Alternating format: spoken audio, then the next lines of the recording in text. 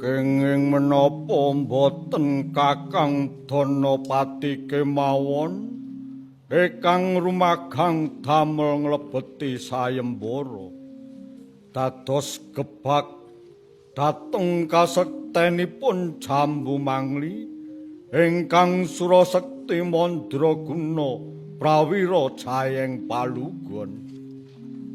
Yo Jambu Mangli.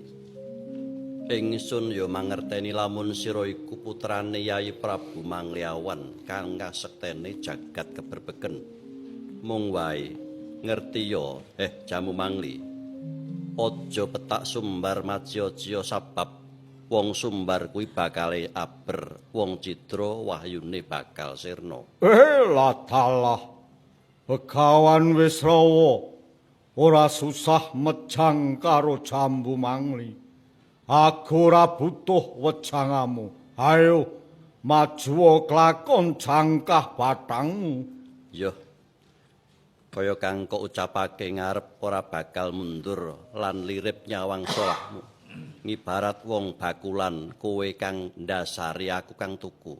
Ngibarat wong nenabuh kowe kang ngendang aku kang bakal njogeti Gunjang Kanjeng langit kelap-kelap